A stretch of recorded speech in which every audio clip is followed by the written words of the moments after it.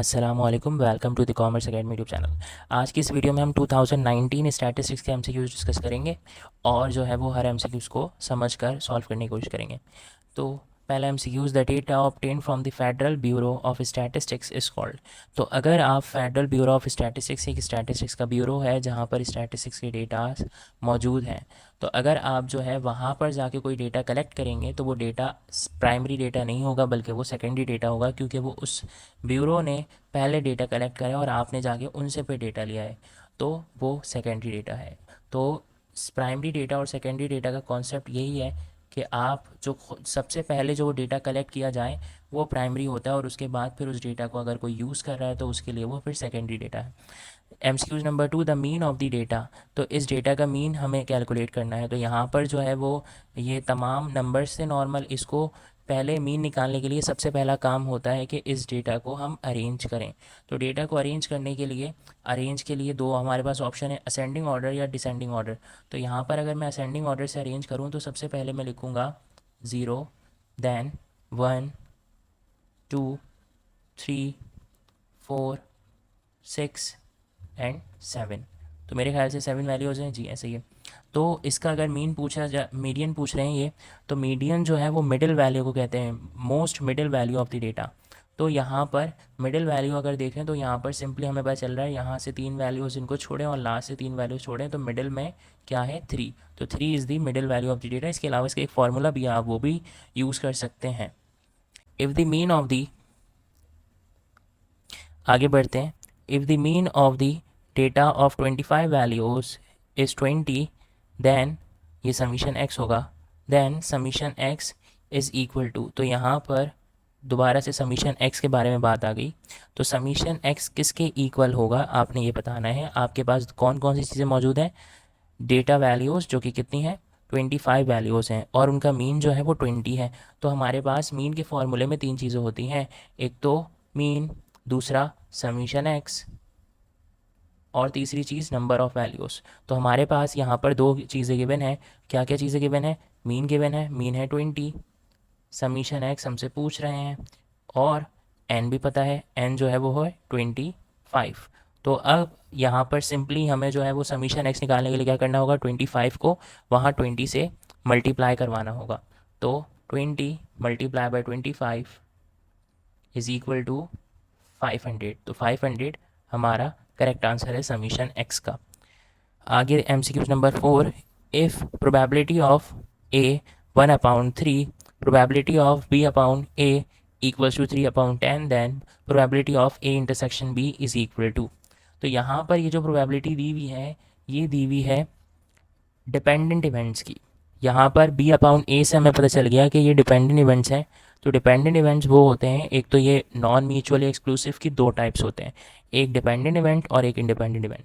Dependent event वो होते हैं जिनके अंदर एक इवेंट होने से दूसरे के आउटकम पे इफेक्ट पड़ता है, तो फिर वहाँ पर हम दूसरे इवेंट के आउटकम को रिप्रेजेंट करते हैं बी अपॉन ए से। तो यहाँ पर इस बी अपॉन ए को देख के मैं समझ गया कि ये क्या है, डिपेंडेंट इवेंट। तो डिपेंडेंट इवेंट के अंदर ए इंटरसेक्शन बी जब निकालते हैं तो वो कैसे निकालते हैं, उसके लिए सिंपली हमें ए प्रोबेबिलिटी ऑफ ए और multiply by probability of B upon A को मल्टीप्लाई करना होता है। यानी अगर मैं यहाँ पर आपको इसका फॉर्मूला लिख कर दिखा दूँ तो probability of A intersection B is equal to probability of ए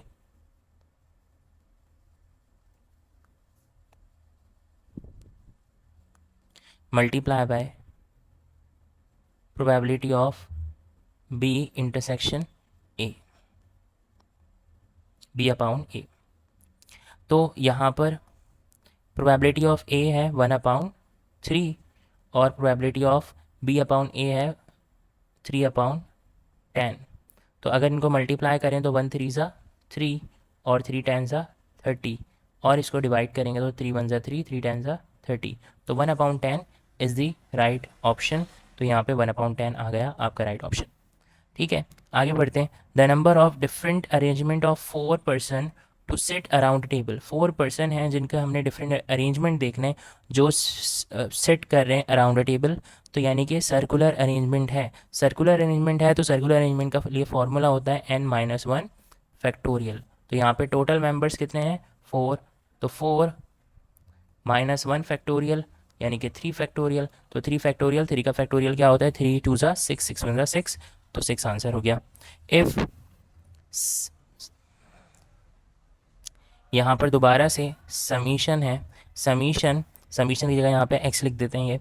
तो if x minus a equals to zero then, तो यहाँ पर कह रहे हैं x माइनस हो रहा है a से, तो ज़ीरो के बराबर है। तो अब यहाँ पर हमारे पास 4 ऑप्शन है, हमें बताना है कौन सा ऑप्शन सही हो सकता है। तो इस बात का मतलब क्या है, x और a माइनस हो रहे हैं तो इक्वल है वो ज़ीरो के। तो क्या इसका मतलब ये है कि a जो है वो लेस देन होगा x से। तो यहाँ पर a अगर लेस देन होता x से तो इसका मतलब यहाँ पर ज़ीरो नहीं आता। यानी आप सपोज़ करें कि अगर x जो है वो 5 होता और a उससे छोटा होता तो वो 3 होता, तो इसका आंसर तो 2 आना चाहिए था। तो यानी इसका मतलब ये वाली स्टेटमेंट रॉन्ग है। और बाकी जो दूसरा ऑप्शन है ये फर्स्ट वाले के जैसा ही आपको आपको दिख रहा है, लेकिन इसको चले मैं चेंज कर देता हूँ, शायद यहाँ पे इनसे गलती हुई है लिखने में।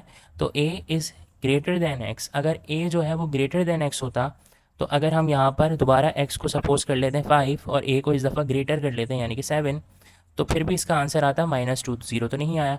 इसका मतलब ये दूसरी कंडीशन भी जो है वो फेल हो गई, वो गलत है। तीसरी कंडीशन कि a जो है वो बराबर होगा ज़ीरो के, तो ऐसा लाजमी तो नहीं है कि a बराबर हो ज़ीरो के तभी ज़ीरो आए। अगर जो है आपका x जो है वो कुछ और हो गया, दोबारा x को 5 ही रखें जब सब में 5 रखा है, और a को रखते हैं ज़ीरो के, तो क्या आंसर इसका ज़ीरो आएगा, नहीं 5 आएगा। तो ये वाला ऑप्शन भी गलत है। हाँ, a बराबर हो अगर x के, अगर a और x दोनों बराबर हो यानी x अगर 5 है तो a भी क्या हो, 5 हो, तो 5 माइनस 5 इक्वल्स टू ज़ीरो। जी ये सही है ऑप्शन, तो इसलिए ये वाला ऑप्शन ठीक है। आगे देखें, if z equals to 10 and y equals to 3z plus 2 then y is, तो अगर x z जो है वो बराबर 10 के हैं और प्लस हो रहा है उसके अंदर 2, तो फिर y की वैल्यू क्या होगी। तो अगर यहाँ पर सिंपली इस z की जगह पर आप 10 पुट कर दें, तो 10 3 सा 30 और प्लस 2 32, तो 32 आपका ये आंसर हो गया। ये लास्ट का ये 2 MCQs हैं, ये इंपॉर्टेंट हैं तो इनको ज़रा सुनिएगा। अब ये नेक्स्ट MCQs है, value index number is equal to. तो वैल्यू इंडेक्स नंबर जो है वो आपने कभी सुना नहीं होगा। लेस्पियर और पार्शीज़ के इंडेक्स नंबर जो होता है उसके अंदर हम जो है क्वांटिटी या तो बेस ईयर की लेते हैं या तो करंट ईयर की लेते हैं, यानी कि QN लिया जाता है या तो Q नॉट लिया जाता है, और वही क्वांटिटी को हम जो है वो नॉमिनेटर में मौजूद प्राइस और डिनोमिनेटर में मौजूद प्राइस दोनों से मल्टीप्लाई करते हैं, ऐसा ही होता है। ठीक है, लेकिन जब वैल्यू इंडेक्स नंबर की बात करें तो इसके अंदर बस हमने करंट ईयर की क्वांटिटीज़ को करंट ईयर की प्राइस से ही मल्टीप्लाई करवाना है यानी कि नॉमिनेटर में, और बेस ईयर की प्राइस को बेस ईयर की क्वांटिटी से ही मल्टीप्लाई करवाना है। क्योंकि अगर हमें वैल्यू किसी चीज़ की पता लगानी है तो वैल्यू के लिए क्या होता है, क्वांटिटी मल्टीप्लाई बाय प्राइस होते हैं। यानी कि अगर आपने कोई एक चीज़ है जिसकी क्वांटिटी आपने 2 परचेज़ करी है, 2 क्वांटिटी आपने परचेज़ करी और वो चीज़ थी 50 रुपीज़ की, तो उसकी यानी कि वैल्यू कितनी हो जाएगी, 100 रुपीज़, 2 मल्टीप्लाई 50। तो असल में वैल्यू इंडेक्स नंबर जब निकाल रहे होंगे तो हम बस उसी ईयर की प्राइस और उसी ईयर की क्वांटिटी उसको मल्टीप्लाई करेंगे, और इसी तरीके से बेस में भी यही होगा और जो है वो करंट में भी यही होगा। तो इसलिए इसका ये ऑप्शन ये वाला करेक्ट है। आगे, the limit of probability is, तो प्रोबेबिलिटी की लिमिट जो होती है वो 0 से लेके 1 के दरमियान होती है। प्रोबेबिलिटी का आंसर कभी भी लेस देन 0 और कभी भी मोर देन 1 नहीं हो सकता। तो ये बात स्टार्टिंग में हमने पढ़ी है। If 2 dice are rolled once the probability of getting the same number is, अगर 2 डाइस हम रोल करें एक दफ़ा तो हमारी प्रोबेबिलिटी क्या आएगी कि दोनों पर सेम नंबर आए। तो यहाँ पर 2 डाइस जब रोल करते थे तो हमारे पास 36 आउटकम आती थी, number of outcome in sample space. तो number of outcome in sample space ज़्यादा 36 आउटकम आती थी।